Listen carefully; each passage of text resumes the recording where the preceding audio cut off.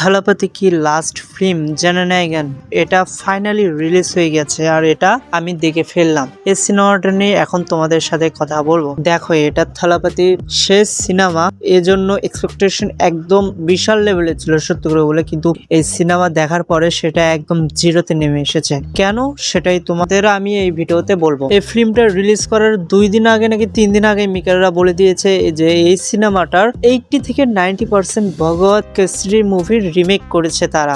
আর ভগবত কেসরি কিন্তু আমি অনেক আগে দেখে রেখেছিলাম, তো তার কাহিনীও আমার একটু হইলেও কিন্তু খেয়াল ছিল, যেটা এই সিনেমা দেখার সময় পুরো একটা বোরিং ফিল করেছে ভাই।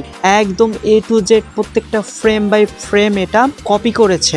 আর এর ডিরেক্টর কিন্তু বেশ অনেক আগে যখন রিউমার এসেছিল যে এটা ভগবত কেসরির রিমেক হতে যাচ্ছে, তখন ডিরেক্টর কিন্তু বলেছিল না এটা হবে না, কিন্তু ফাইনালি কিন্তু 2 দিন আগেই এটা বলে দিয়েছিল। যেটা শুনে এই সিনেমা দেখার এক্সপেকটেশন একদম ডাউনে চলে এসেছিল, যেটা সিনেমা দেখার পরে একদম জিরোই হয়ে গেছে বলতে পারো। এই সিনেমায় শুধু থালাপতি বাদ দিয়ে বাকি যে কাস্ট আছে তাদের পারফরমেন্সও আমি ডাউন মনে হয়েছে। বিশেষ করে এখানে ববি দেওল যে ক্যারেক্টার প্রেজেন্ট করেছে না, সেই ক্যারেক্টারটা দেখে আমার মাথিনের কথা মনে পড়ে। পুরো তার মতোই এখানে পারফরমেন্স দিয়েছে একটা জোকারের মতো। সত্য করে বললে এটা আমি থালাপতির কাছ থেকে এক্সপেক্ট করিনি, কারণ সে এমন একটা স্ক্রিপ্ট চুজ করেছে না যেটা আসলে হেঁটে পাওয়ার যোগ্য। সে এটা তার শেষ সিনেমা হয়, তাকে একটা ভালো স্ক্রিপ্ট চুজ করতে হইতো যেটা লিও মাস্টারের মতো পুরো ফিল্ম ইন্ডাস্ট্রি কাঁপিয়ে যাবে তার শেষ সিনেমা হওয়ার। আর এটা এক্সপেক্ট করেছিলাম যে তামিলের ফার্স্ট সিনেমা হবে যেটা 1000 কোটি টাকা টাচ করবে, কিন্তু ভাই এটা এর বাজেটই তুলতে পারবে নাকি এটাই সন্দেহ।